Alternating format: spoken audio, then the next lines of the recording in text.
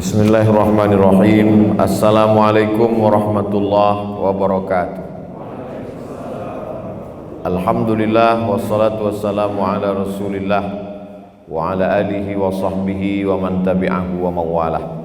Yang sama-sama kita hormati Al-Mukarram Ustadz Dr. Dendi SAG MA, yang kita hormati bersama Al-Mukarram Ustadz Ahmad Syukri, kemudian para mubaligh Kabupaten Solok yang tak dapat saya sebut satu persatu, insyaallah semuanya dimuliakan Allah Subhanahu wa taala. Amin ya rabbal alamin. Malam ini kita berdialog, bertukar pikiran, bertukar maklumat informasi. Sebelum dialog ini saya sampaikan lebih kurang 30 menit pengantar dialog. Saya tidak menceramahi para mubaligh, karena menceramahi penceramah itu mubazir. Innal mubazirin kanu ikhwanas syayatin. Jadi bercerita, mungkin ada di antara mubaligh yang hadir malam ini, saya masih sekolah, dia sudah jadi mubaligh. Saya pulang ke Pekanbaru tahun 2008, bulan Agustus, bulan suci Ramadan. Jadi sekarang 2021, sekitar 13 tahun berceramah. Poin pertama, jangan kita menganggap bahwa kita saja yang berdakwah. Nah, ini kekeliruan. Sehingga kita menganggap orang lain tidak berdakwah. Karena dakwah bukan ceramah. Ada bupati yang tidak ceramah, tapi sesungguhnya dia berdakwah. Misalnya bupati yang membangun Islamic Center. Ada anggota dewan yang tidak berceramah tapi dia berdakwah. Misalnya dia memperjuangkan perda yang pro syariat Islam di legislatif. Ada dokter yang tidak ceramah tapi dia berdakwah. Misalnya dia membuat operasi bibir sumbing gratis, khitan gratis, pemeriksaan ibu hamil gratis, dan di balik itu ada unsur-unsur dakwah. Jadi sesungguhnya kita adalah dai, orang yang mengajak ke jalan Allah dengan profesi kita masing-masing. Polisi kita nampaknya tidak berceramah, tapi sesungguhnya dia berdakwah ketika dengan pakaian seragam itu dia sholat ke masjid. Tentara nampaknya tidak ceramah, dia diam saja, tapi dengan seragamnya itu dia sedang berdakwah. Ini perlu kita pahamkan supaya kita tidak merasa kita sajalah yang dai mengajak orang ke jalan Allah lalu orang lain tidak. Jadi ada bupati yang dai, ada gubernur yang dai, ada polisi yang dai, ada dokter yang dai, ada tentara yang dai, tapi yang berceramah kita. Karena dakwah bukan cuma ceramah, walaupun ceramah itu bagian dari dakwah. Ini yang perlu diluruskan pertama, bahwa banyak orang menganggap ceramah itu dakwah. Bukan. Dakwah itu banyak, tapi ceramah adalah salah satu bagian dari unsur dakwah. Setelah didudukkan permasalahan bahwa ceramah adalah sekian persen dari dakwah, barulah kita bisa memposisikan diri, oh rupanya saya ini bukan dakwah, tapi hanya bagian dari dakwah. Ini poin yang pertama. Poin yang kedua, ada banyak nasi goreng, tapi orang mencari nasi goreng yang khas. Ada nasi goreng petai, ada nasi goreng kambing, ada nasi goreng ayam. Jadi orang tidak mau nasi goreng saja, ada khasnya apa?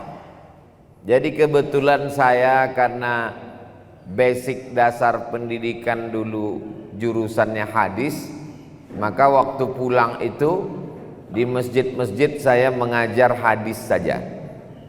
Satu subuh satu hadis, tak banyak-banyak. Assalamualaikum warahmatullahi wabarakatuh. Jamaah sekalian, subuh ini kita akan membahas hadis.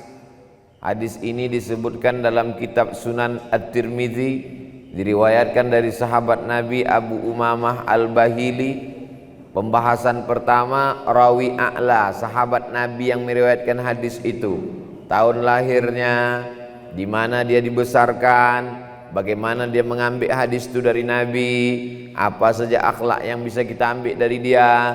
Sesudah itu baru masuk ke matan isi hadis. La tazalu qadama 'abdin yaumal qiyamah, kaki anak Adam pada hari kiamat tidak akan bergeser sampai dia ditanya 4 soal. An umrihi fima afnah, umurnya kemana saja dihabiskan. An malihi, hartanya min ainak tasabahu, dapat dari mana. Wa mimma wa fima anfaqahu, dipakai kemana. An ilmihi fima amil, ilmunya sudah diamalkan atau belum. Yang keempat, an jismihi fima ablah, anggota tubuhnya, matanya, telinganya, kakinya, tangannya, otaknya dipakai untuk apa saja. Hanya 40 menit sampai 60 menit. Selesai satu hadis, tutup, buka tanya jawab. Orang ingat jadi ikon. Subuh Sabtu, Masjid Akramun Nas Undri, kajian hadis Ustadz Abdul Somad. Harinya tak berubah, materinya tak berubah, hadis, masjidnya tak berubah, sehingga orang menjadi ingat. Selama 4 tahun tak pindah-pindah. Kalau Bapak Ustadz Mubaligh Al-Mukarram ke Pekanbaru, singgah ke Universitas Riau, ada namanya Masjid Akramun Nas. Disitulah saya pertama kali mengajar setiap Sabtu subuh. Lalu kemudian masjid itu tak muat lagi, pindah ke Masjid Al-Falah 2 tahun, Jalan Sumatera. Masjid Al-Falah pun penuh lagi, pindah ke Masjid An-Nur, sampai akhirnya saya pun berkeliling. Tidak pindah-pindah, hanya kajian hadis saja. Kebetulan memang itu basic saya. Jadi kalau kebetulan Ustadz dulu tertariknya di pondok fikih, buka kajian fikih. Kalau mau buka kitab, cari kitab yang paling rendah, Fathul Qarib atau I'anatul Talibin, atau kalau mau pakai buku bahasa Indonesia, Fikih Islam Sulaiman Rasyid. Sulaiman Rasyid orang Lampung, dapat gelar dari Al-Azhar tahun 1935, 10 tahun sebelum Indonesia merdeka. Bukunya 500 halaman, 44.000. Kalau harga naik mungkin karena Covid. Tapi buku ini sangat bermanfaat, simple, bisa dipakai untuk mengajar. Dan beberapa video di YouTube itu buku saya mengajar Fikih Sulaiman Rasyid, karena mengajar anak-anak yang belum bisa bahasa Arab pakai bahasa Indonesia.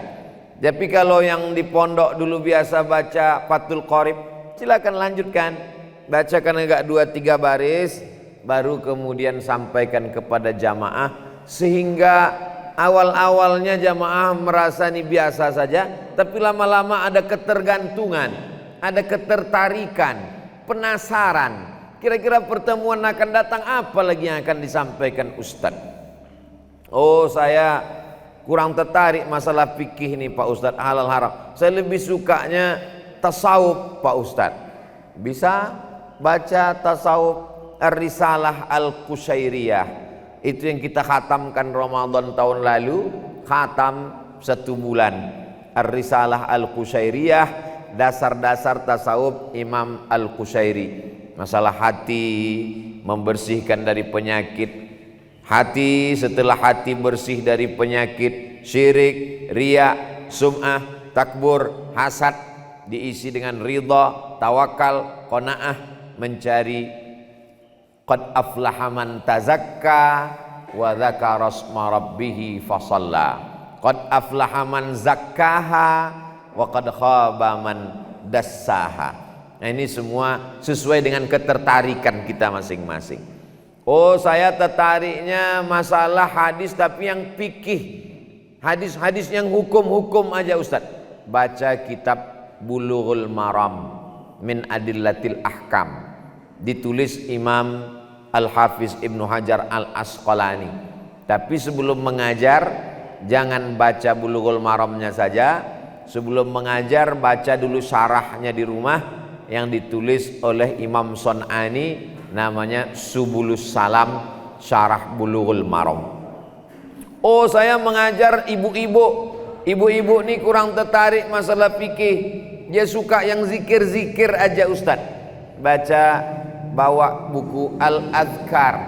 Al-Azkar ditulis oleh Imam An-Nawawi, imam besar dalam mazhab Syafi'i, meninggal tahun 676 Hijrah. Oh, saya lebih tertarik umum, ajaran Islam secara umum, tapi isinya ada ayatnya, ada hadisnya, ada asarnya, ada pendapat ulama. Riyadhus Shalihin, Riyadhus Shalihin Imam Nawawi. Jadi saya tidak menggiring para sahabat-sahabat dakwah, ustadz, mubaligh untuk ke satu jalan. Mana jalan yang paling cocok dirasa terserah. Yang naik sepeda santai sampai, yang naik sepeda motor sampai, yang naik mobil sampai, yang naik pesawat sampai, yang naik helikopter sampai, yang naik kapal selam pun sampai. Yang tak sampai adalah yang diam mengomentari kendaraan orang. Itu yang tak sampai-sampai. Jadi kalau tertarik hadis silakan, tertarik fikih silakan, tertarik masalah tasawuf silakan. Kalau ambo lebih cocok rasanya menyampaikan sifat 20 Ustaz, bagus, cari kitab yang bagus sifat 20 yang berbahasa Arab. Dulu di pondok waktu sanawiyah Al-Husunul Hamidiyah. Oh, lebih tinggi lagi dari Al-Husunul Hamidiyah, Ad-Dasuqi ala Ummil Barahin. Biasanya kurikulum pondok-pondok se-Indonesia hampir mirip-mirip, baik di Jawa maupun di Sumatera. Ad-Dasuqi ala Ummil Barahin. Yang bahasa Indonesia Buya ada disusun oleh Kiai Haji Idrus Ramli dari Sidogiri, yaitu Aqidah Ahlussunnah wal Jamaah 50 sifat. 20 sifat wajib wujud qidam baqa, 20 sifat mustahil, 1 sifat jaiz. 4 sifat wajib siddiq amanah tabligh fatanah, 4 sifat mustahil Nabi, 1 sifat jaiz. Jadi semuanya 48, 49, 50 sifat akidah Ahlus Sunnah wal Jamaah. Adapun mana yang tertarik menurut Ustadz, pilihlah. Tapi walaupun begitu, saya tetap ceramah umum pada momen-momen umum. Maulid Nabi, Isra Mi'raj, Nuzul Quran, Tahun Baru Hijrah, itu ceramah secara umum, tabligh akbar. Tapi pengajian buku kitab dengan pengajian yang berisi, bergizi, berkualitas, berdaging, jangan kita tinggalkan untuk mencerdaskan umat. Ini poin yang kedua. Poin pertama, jangan kita merasa cuman kita yang berdakwah. Poin yang kedua, pilihlah cara yang paling kita sukai, jalan yang paling menarik menurut kita untuk sampai kepada umat. Karena kalau kita melakukan sesuatu yang kita tak suka, terasa lama, kita terpaksa, kita stres. Kalau yang menyampaikan, yang berceramah itu stres, yang mendengar gilo. Tapi kalau kita menyampaikannya enjoy, nikmat, tak terasa waktu, insya Allah yang mendengarkan itu juga sampai ke hati dia. Yang dari mulut ke mulut juga sampainya. Yang dari hati insya Allah sampai ke hati. Itu dikatakan oleh guru-guru kita. Ini poin yang kedua. Poin yang ketiga, metode, wasilah apa yang mau disampaikan. Saya selalu membawa tas. Di dalam tas itu ada alat laptop yang tidak terlalu mahal tapi bisa dipakai. Jadi kalau saya pergi, saya tengok dulu keadaannya. Diundang ke rumah sakit, di dalam ruangan, orangnya tidak terlalu konsen, asik main handphone, maka saya tidak ceramah. Tapi sudah saya siapkan PowerPoint. Maka saya kebetulan ada nampak dindingnya putih. Mohon maaf Bapak Ibu, kita pasang dulu infocus. Jadi kita memang sudah ready, siap apa yang mau kita sampaikan. Ini sarana. Dalam fokus. Karena susah kita untuk sampai di masjid isinya anak-anak muda. Bagaimana mereka supaya dia fokus? Maka mau tak mau, suka tak suka, kita pakai infocus. Jadi saya sebelum ceramah, besok diundang ceramah di sini. Malam ini, apakah menjelang subuh atau bangun tengah malam atau sebelum tidur, saya sempatkan menulis pakai PowerPoint agak 30 slide. Pertimbangan saya 30 slide, satu slide, satu page, satu halaman itu 2 menit, berarti kalau 30 1 jam, sesuai dengan 600 ml 60 menit. Karena saya biasa tak keluar dari situ. Jadi kalau saya buat 30, tak terasa waktu berjalan, satu halaman 2 menit, 30 60 menit atau kurang daripada itu, dibuka nanti di ujung dialog. Tentu kita punya kreasi masing-masing cara membuat PowerPoint. Masuk ke SMP atau ke anak SD yang susah fokus, ini pakai infocus. Tapi kalau saya tengok pengajian bapak-bapak, pengajian ibu-ibu, pengajian umum, tak perlu pakai infocus, saya sampaikan. Ada masanya saya pakai meja, pakai kursi. Tapi ada masanya pergi pula saya ke tengah jamaah. Ada masanya berjalan-jalan di muka.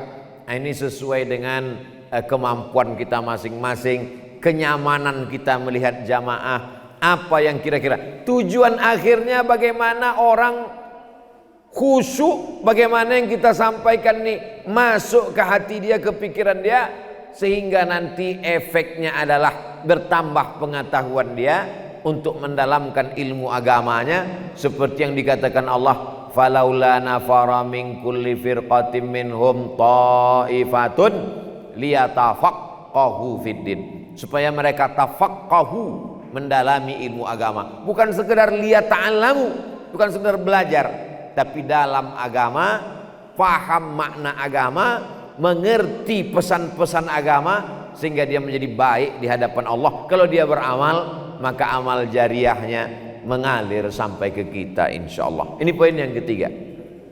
Poin yang keempat, adalah selama orang masih mau berkumpul, sampaikanlah. Tak pernah saya memilih-milih ceramah. Jadi dulu jadwal saya ceramah dari mulai Masjid Agung, Masjid Raya, Masjid Islamic Center, surau, langgar, musola, semua saya isi. Jadi satu hari itu ceramah, pengajian subuh, pengajian duha, pengajian zuhur, pengajian asar, ibu-ibu wirid yasin, pengajian maghrib, pengajian isya. Kalau bulan Ramadan, pengajian iktikaf lagi malam.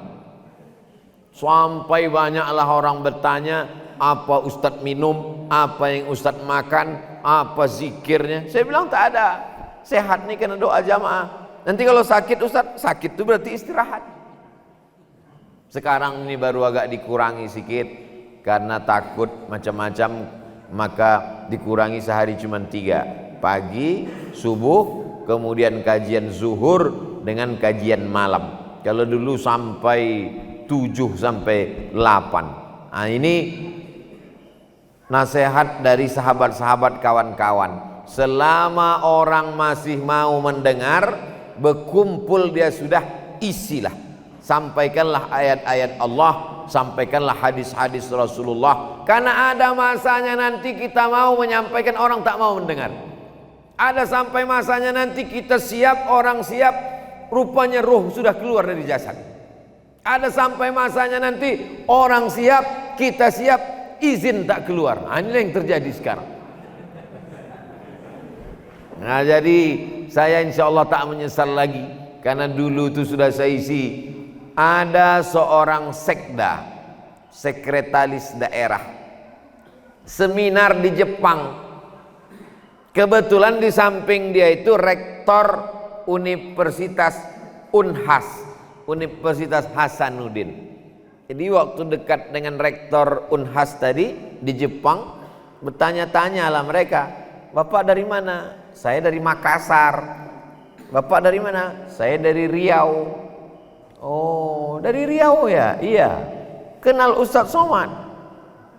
Mau bilang kenal, tak pernah datang ke pengajiannya. Mau bilang tak kenal, malu. Bukan sekda provinsi, sekda kabupaten. Kabupatennya tak boleh disebutkan. Ada 12 kabupaten di Riau. Balik dia dari Jepang, diundanglah saya ke kantor bupati. Begini saya cerita di Jepang, jumpa rektor Unhas. Malu saya menengok ceramah ustadz dari laptop dia. Saya mau ngundang ustadz ceramah di sini. Saya bilang saya ceramah di kota ini udah 4 tahun. Kenapa Bapak tak datang? Kalau Bapak mau kasih saya ceramah, kasih saya ceramah ke kampung-kampung, ke desa-desa yang tak pernah penceramah masuk ke situ. Kasih saya jadwal. Berapa hari Pak Ustadz? Seminggu. 1 hari berapa kali? 6 kali.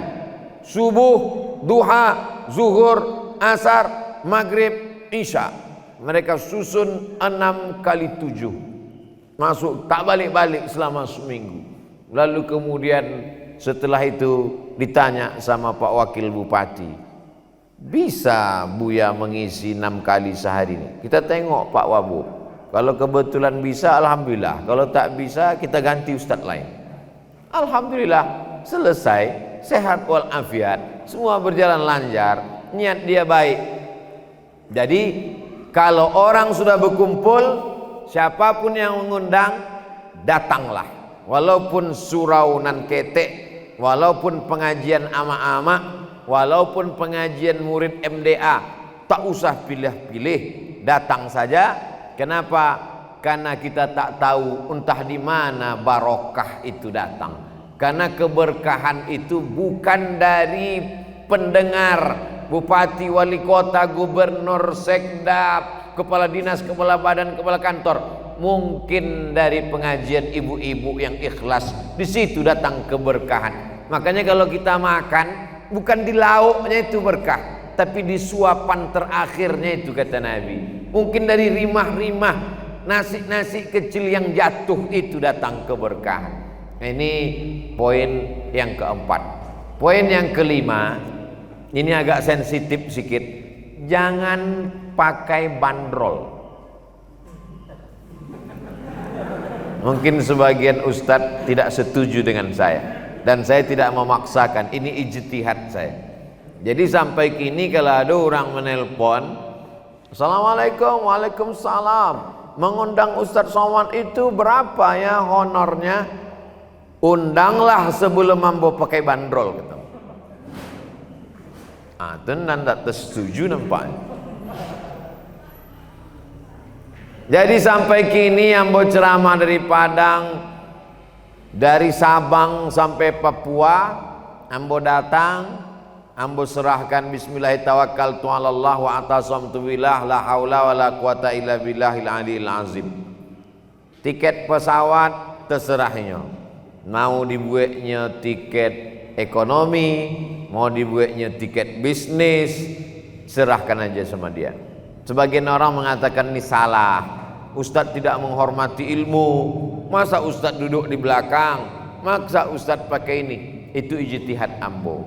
Bagi ambo, orang sudah mau mendengarkan ceramah itu sudah alhamdulillah. Orang mau mendengarkan ayat Allah di zaman edan ini, itu alhamdulillah. Bahwa ustadz tidak sependapat sama ambo, kullu mujtahid musib. Semua yang berijtihad benar. Ambo tidak salahkan ijtihad ustadz, dan ustadz pun jangan salahkan ijtihad ambo. Ambo kan tadi mengatakan ini kita sedang tukar pikiran. Yang ambo sebutkan ini adalah pengalaman hidup ambo. Ambo kalau ceramah dikasih orang amplopnya ndak ambo buku, ambo biarkan sampai banyak. Supaya apa? Supaya kalau ambo datang ke surau, ke musola, ke kantor itu samo bunyi ceramah ambo. Karena kalau ambo datang ke siko, ambo tahu isinya bara, beko suara ambo lain. Jadi cobalah dengar ceramah ambo dan lama-lama di surau sama di kantor bupati wali kota sama bunyi salamnya. Itu metode itu ambo buat suram. Indak dapet ambo dari mana-mana supaya ndak rusak hati ambo. Ambo kok masih manusia. Saya ini masih manusia. Masih mata ambo masih menengok duit. Maka ambo berusaha untuk menjaga itu. Ada juga ustadz yang menyabik di banyak ada ustadz. Apa itu ustadz ceramah masih ngambil amplop? Saya ceramah tidak pakai amplop. Rupanya ini memang tidak pakai amplop. Rupanya pakai transfer bank. Dan paling mengerti tentang diri awak adalah kita sendiri. Yang paling mengerti tentang diri kita adalah kita sendiri. Jadi bagaimana supaya hati ambo tidak rusak? Nah begitulah caranya. Dan ambo buat untuk diri ambo. Supaya apa? Supaya sama niat di awal waktu menyampaikan. Supaya sama bunyinya. Supaya sama tegasnya.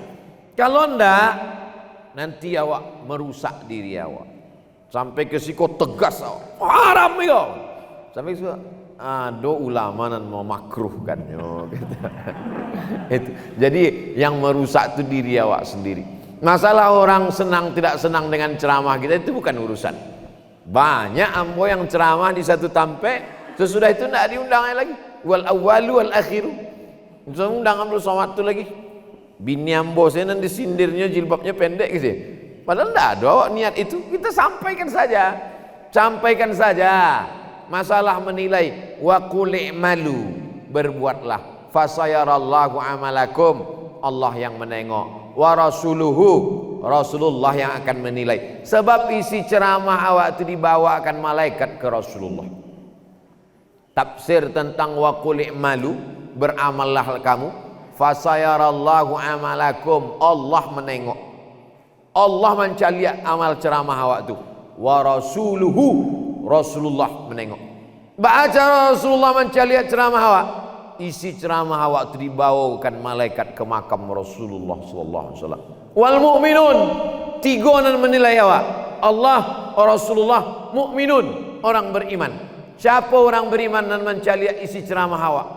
Apa awak, ama awak, datuk awak nan lah mati, ditunjukkan nyo isi ceramah awak tu ke kubur, ke makamnya, maka bangga inyo punya anak, punya cucu, punya menantu bantu awak. Jadi awak berceramah tidak hanya merasa sedang dilihat oleh jamaah, tapi dilihat oleh Rasulullah, dilihat oleh datuk nenek awak, dilihat oleh apa ama awak. Maka saat menyampaikan itu awak serius. Menyampaikan itu, maksud serius itu bukan tidak ada galaknya. Serius itu maksudnya bahwa awak jujur terhadap diri awak. Itu poin nan kabara tadi. Kelima. Poin nan keenam, jangan membangkit masalah khilafiyah. Ambo kalau berbicara masalah fikih, lamsur rajul lil mar'ah yang qudul wudu, laki-laki dengan padusi bersentuhan kulit membatalkan wudu. Satu, menurut mazhab Hanafi tidak batal, karena makna aula mastumun nisa bukan bersentuh kulit, tapi artinya jima. Kalau berjima, maaf cakap, baru batal. Kalau sekedar kulit tak batal. Menurut mazhab Maliki, aula mastumun nisa bersentuh kulit batal kalau bersyahwat. Kalau tak bersyahwat tidak batal. Menurut mazhab Syafi'i, aula mastumun nisa bersentuh kulit batal, tapi dengan mahram, ama, adia, kakak pedusi tidak batal. Menurut mazhab Zohiri, keluar dari mazhab yang empat, paling tua Hanafi, nomor 2 Maliki, nomor 3 Syafi'i, nomor 4 Hambali. Ada satu lagi mazhab namanya Daud Zohiri. Disebut Zohiri karena dia menengok zohir saja, zohir nas. Aula mastumun nisa, nisa di situ disebut zohirnya nisa. Asalkan padusi batal walaupun anak kandung. Asalkan padusi batal walaupun amak kandung. Daud Zohiri. Tapi menurut Ambo, setelah kita sebutkan Hanafi begini, Maliki begini, Syafi'i begini, Hambali begini, Zohiri begini, tapi saya dalam pengamalan sehari-hari lebih condong kepada mazhab Syafi'i. Kenapa saya condong ke mazhab Syafi'i? Karena guru-guru saya bermazhab Syafi'i, pondok pesantren tempat saya belajar mazhab Syafi'i, dan saya tengok lebih tinggi kehati-hatiannya, sehingga ketika saya sudah merasa bersentuhan kulit batal, setelah itu saya berwudu, maka insya Allah terjaga hati saya. Habis saya berwudu, saya salat, Allahu Akbar, setan datang berbisik, tadi engkau bersentuhan dengan perempuan, mungkin kau bernafsu. Bernafsu tak masalah, karena aku sudah berwudu. Maka saya amalkan yang lebih selamat di hati saya. Tapi saya tak menyalahkan mazhab Maliki. Kenapa? Karena kalau saya salahkan mazhab Maliki, berarti tak berkahlah ilmu saya 2 tahun di Maroko. Karena selama 2 tahun di Maroko, guru-guru Ambo bermazhab Maliki. Jadi itu kita kaji masalah khilafiyah, tapi bukan dengan belah bambu. Belah bambu dipijak satu, dinaikkan satu, memecah belah umat. Oh, kata saudara kita yang dari Perti, Ambo condong ke mazhab Syafi'i, samobana kami jo Ustaz Abdul Somad.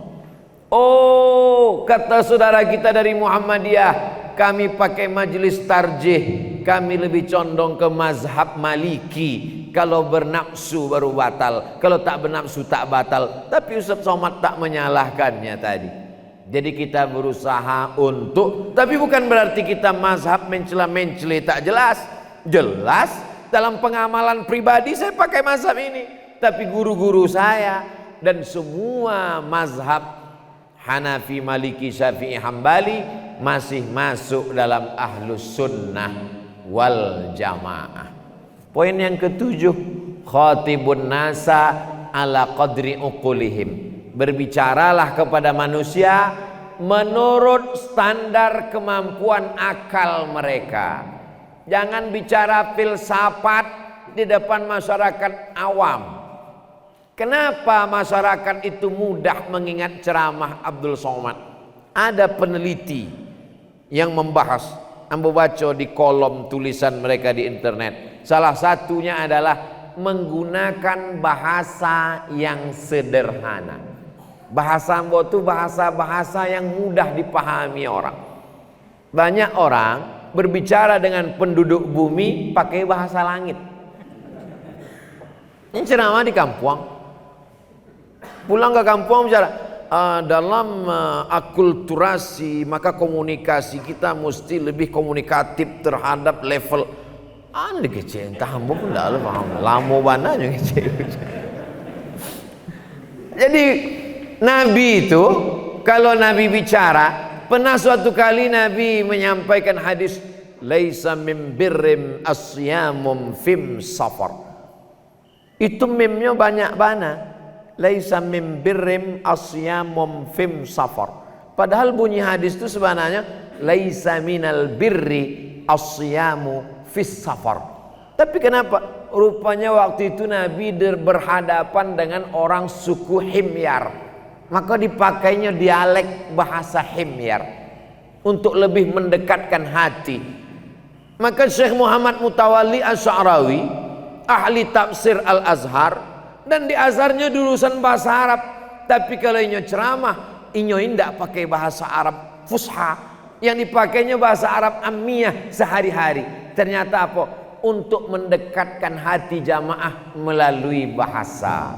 Jadi kalau ambo ceramah di bumi Minangkabau bahasa Awak, lalu kemudian di daerah transmigrasi di Riau bercampur-campur bahasa Jawa, apa sebenarnya yang Ustaz inginkan? Mendekatkan hati jamaah supaya kita merasa tak berjarak. Jangan sampai ada jarak di antara kita yang begitu jauh.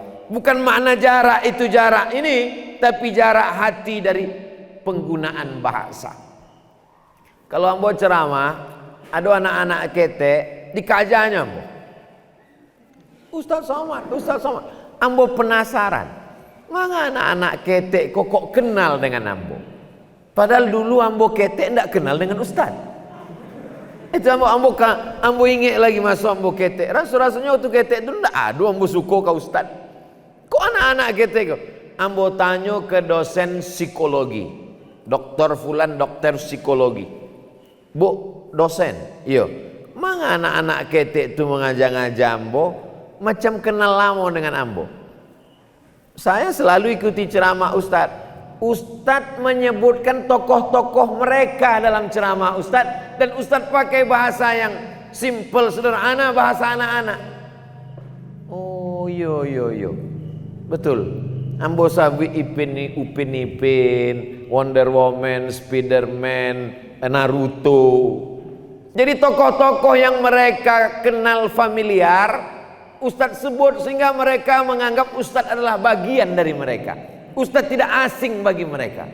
Oh, itu ternyata. Jadi banyak hal yang tidak kita fahami ternyata dianalisa oleh orang lain.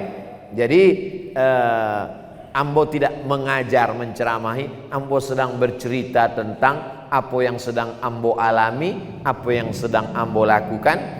Itulah 7 poin. Tadi janji ambo 30 menit, ambo lah lewat 35 menit. Mudah-mudahan mungkin 5 menit itulah yang ikhlasnya. Bisa jadi sebagai pengantar dialog awak. 7 poin isi pengantar dialog Ustaz Abdul Somad bersama para dai mubaligh Kabupaten Solok. Terima kasih, ambo kembalikan ke moderator. Wassalamualaikum warahmatullahi wabarakatuh.